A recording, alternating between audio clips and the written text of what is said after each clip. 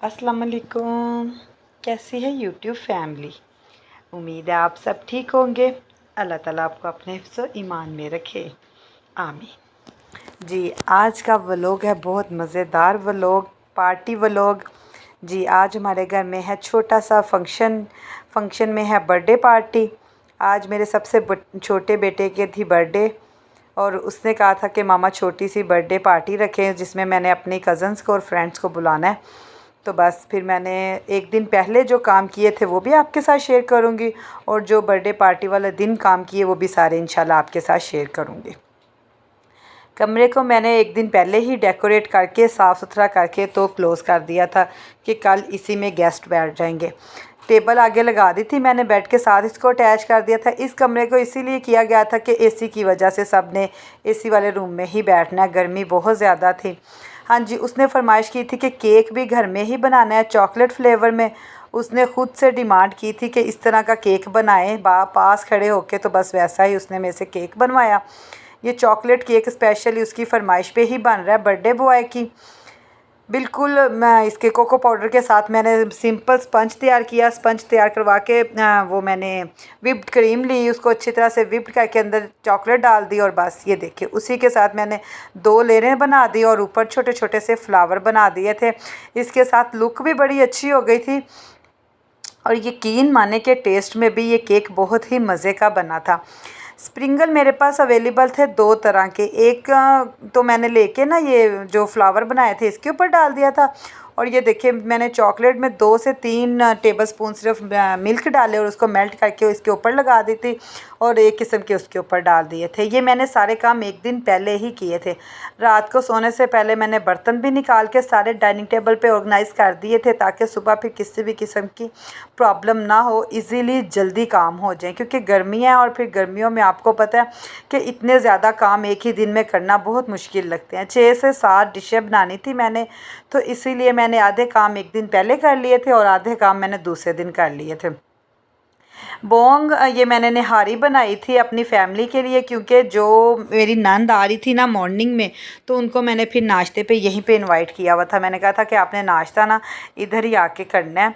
पास में ही रहती हैं, इतनी ज़्यादा दूर नहीं रहती, लेकिन हमने ख़ुद से ही उनको ना नाश्ते पे इनवाइट किया था और उनके लिए मैंने ये निहारी बनाई थी और ये भी मैंने रात को ही बना ली थी। अच्छा जी, नाश्ते के बाद जब ये अगला दिन शुरू हुआ था तो फिर हमने नाश्ता किया। नाश्ते के बाद 4-5 बजे का टाइम हुआ तो बच्चों को लगी हुई थी लाइट सी भूख, खाना खाने का किसी का भी दिल नहीं चाह रहा था। तो ये समोसे मैंने एक दिन पहले ही पार्टी के लिए, बर्थडे पार्टी के लिए बना के रखे हुए थे। तो मैंने कहा था कि चले मैं आपको ये बर्थडे में नहीं रखेंगे पार्टी में, तो हम पहले ही इसको फ्राई करके खा लेते हैं। तो बस फिर मैंने सबसे पहले बच्चों को करके दिए समोसे फ्राई, ताकि आप लोग खाओ पियो ऐश करो और फिर बाद में किचन में सब मिलके हम अपना काम फिनिश कर लेंगे। समोसे मैंने फ्राई करके नीचे ले आई थी। अल्हम्दुलिल्लाह ये भी यकीन माने इतने क्रिस्पी और इतने मज़े के समोसे बने कि इसकी रेसिपियाँ पहले से मेरे चैनल पे मौजूद हैं। तो जब मैंने सारे समोसे फ्राई कर लिए तो समोसे सारे फ्राई करने के बाद मैं इनको नीचे ले आई थी। मेरी मदर इन लॉ नीचे थी, गेस्ट भी नीचे ही बैठे हुए थे तो उनको दिए। ये मेरा बेटा बर्गर ले आया था, ये रात की पार्टी में बर्गर भी थे। तो मैंने कहा था कि बेटा इनको सब चीज़ों को किचन में रखो, इनको फिर बाद में देखते हैं। ये सारे बर्गर समोसे खाने के बाद मैं दोबारा से आ गई थी किचन में। साथ में बन रही थी बीफ सिंधी बिरयानी। सिंधी बिरयानी के लिए मैं चावल बॉयल होने के लिए रख रही थी। चावल बॉयल करते वक्त मैं सारे साबुत मसाले इसमें डालती हूँ। साबुत मसाले डाल के तो फिर मैं चावल बॉयल करती हूँ, उनका एक अपना ही टेस्ट होता है। जितनी देर चावल बॉयल हो रहे थे मैंने सोचा कि क्यों ना जो ब्रोस्ट है उसकी KFC स्टाइल ब्रोस्ट बन रहा था, उसकी एक कोटिंग मैं पहले से ही करके रख लेती हूँ और एक कोटिंग मैं उसी टाइम कर लूँगी ना जब मैंने उसको फ्राई करना होगा। तो मैंने बस ये सिंपल सी मैदे में सिर्फ नमक डाला था, इसके अलावा कुछ भी नहीं, इसकी कोटिंग करके रख दी थी। चावल बॉयल हो गए थे। चावल बॉयल होने के बाद मैं इनकी लगाने लगी थी तय। सारा मसाला और बीफ मैंने पहले से तैयार कर लिया था, उसको मैंने नीचे ही रहने दिया था। सिर्फ मैं सिंगल लेयर के साथ ही चावल बनाती हूँ और बहुत ही मज़े के। अच्छा जी, यहाँ पे मैंने बिरयानी मसाले का इस्तेमाल किया था। जब मैं मसाला भून रही होती हूँ तब मैं बिरयानी मसाला नहीं डालती, क्योंकि उसकी खुशबू में कमी आ जाती है और अगर आप इस स्टेज पे डालें तो फिर खुशबू बहुत अच्छी आती है। मेरी नंद की बेटी आ गई थी हमारे साथ हेल्प करवाने के लिए, तकरीबन 3 आ गई थी मेरे साथ हेल्प करवाने के लिए। ये एक तो लगी हुई थी बर्गरों की, उसने सारी ज़िम्मेदारी ली थी और अल्हम्दुलिल्लाह उसने सबके लिए बर्गर बनाए थे बहुत ही मज़े के। और दूसरी ब्रोस्ट तैयार कर रही थी, मैंने कोटिंग करके दे दी थी तो वो ब्रोस्ट तैयार करती और मैं क्रीमी फ्रूट चाट बनाने आ गई थी।